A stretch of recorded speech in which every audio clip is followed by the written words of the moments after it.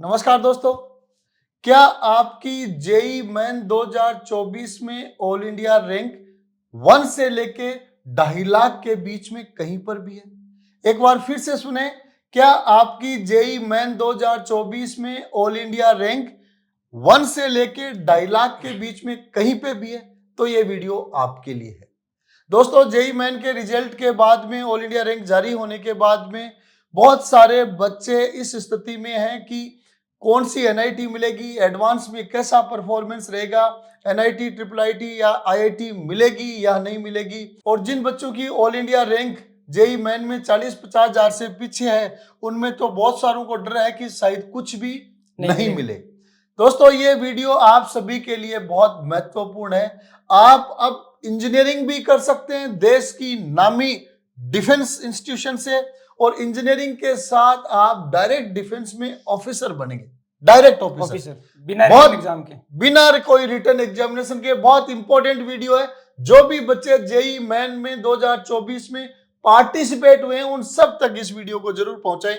Exam का नाम है TES, technical entry scheme by Indian army, और नीचे लिखा है परमानेंट कमीशन।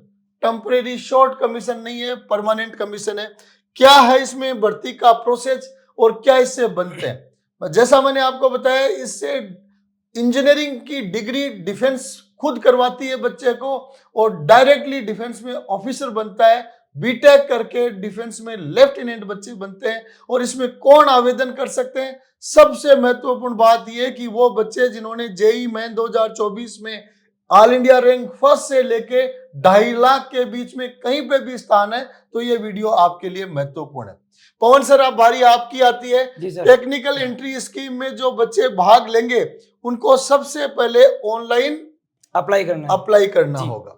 कोई रिटन एग्जामिनेशन नहीं लगेगा। जेई मेन की रैंक के आधार पे ही आपको कॉल किया जाएगा।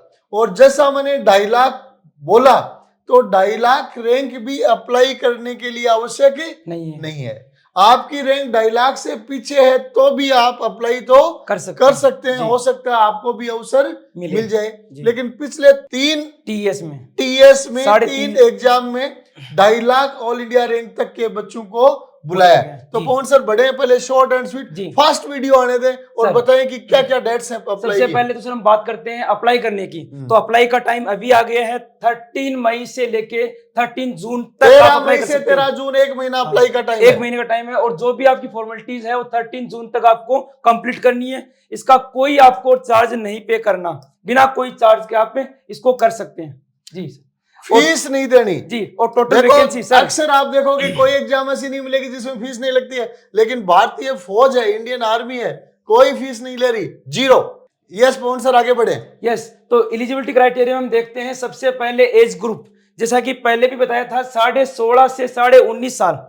जिस बच्चे की उम्र 16.5 से 19.5 साल है, वो बच्चा इसको अप्लाई कर सकता है। मेरे हिसाब से जेई मेन 2024 अगर दिया है तो उम्र लगभग इसी उम्र में होगी। और यहाँ फिक्स डेट भी लिखा है हमने, 2 जनवरी 2006 से लेके 1 जनवरी 2009 के बीच में जिनका जन्म हुआ है, वो बच्चा फॉर्म अप्लाई कर सकता है जी सर। इसके बाद में आती है क्वालिफिकेशन, एजुकेशनल क्वालिफिकेशन। 2 क्वालिफिकेशन की बात आ रही है यहाँ पे।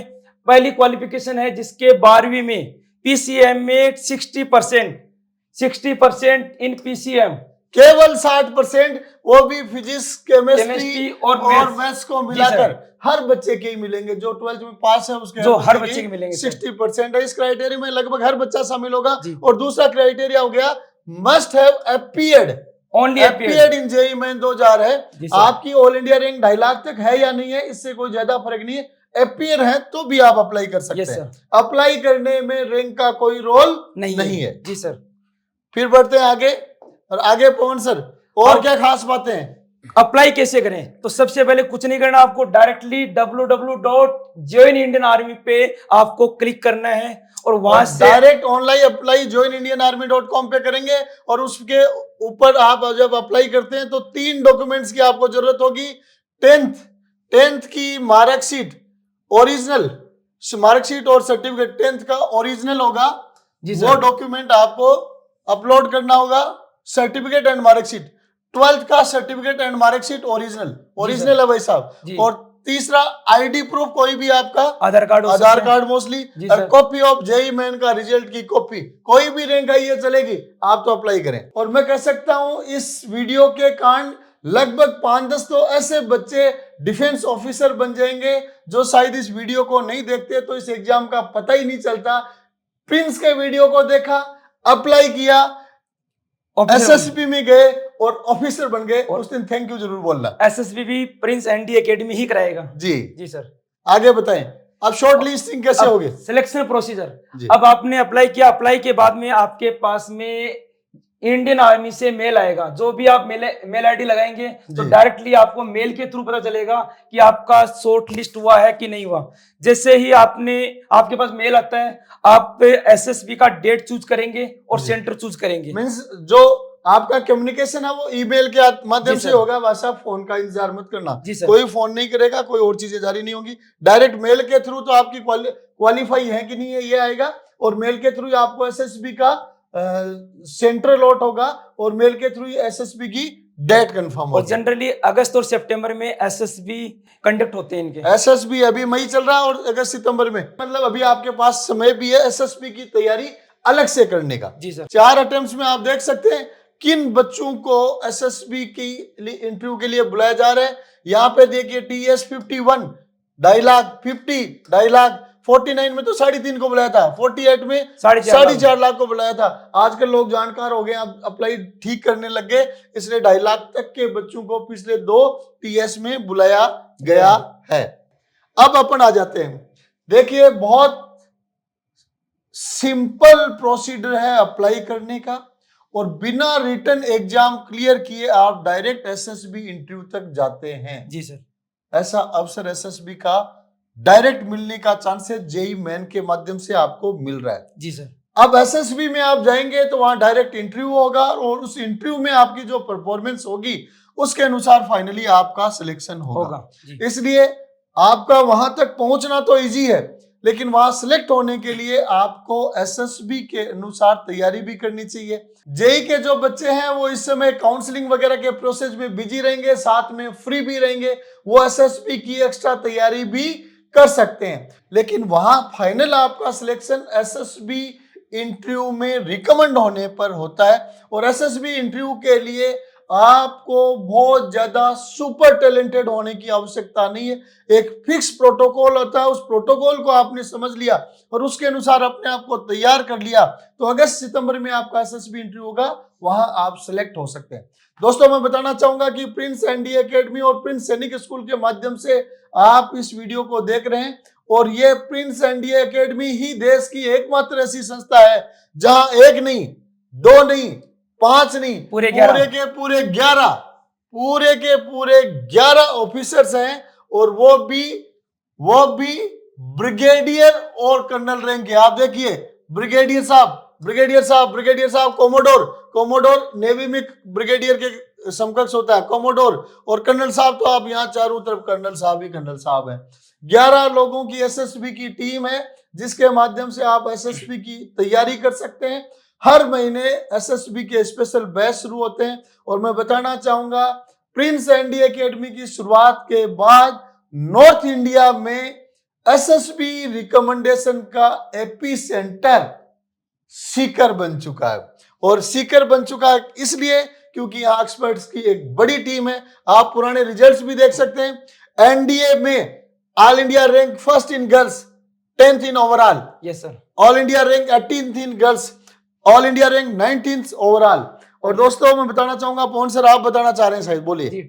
ये हेमंत जाट जो है इसने एनडी के साथ टीएस भी किया था, और टीएस में ऑल इंडिया 15th रैंक हासिल की है हेमंत जाट ने। हेमंत ने एनडीए भी एसएसबी रिकमेंड हुए और टीएस भी रिकमेंड हुए, और हेमंत ने क्लास 12वीं प्रिंस एनडी एकेडमी के माध्यम से की, तो 12वीं में आईआईटी जेई की तैयारी अलग से नहीं की, सिर्फ एनडीए की तैयारी की। उसके माध्यम से हम जेई का फॉर्म सभी एनडीए के बच्चों का भरवाते हैं, और फिर वो टीएस में जाते हैं जेई मेन के आधार पे, और वहां एसएसबी की तैयारी किया हुआ बच्चा जाता है तो पक्का ही रिकमेंड होने की संभावनाएं रहती हैं। दोस्तों इसके साथ ही आप एक फिर से रिकॉर्ड देखें, पिछले केवल 1 साल में केवल एक संस्था से 30 एसएसबी रिकमेंडेड कैडेट्स अगर देश भर में कहीं पे भी हैं तो वो प्रिंस एनडीए एकेडमी है।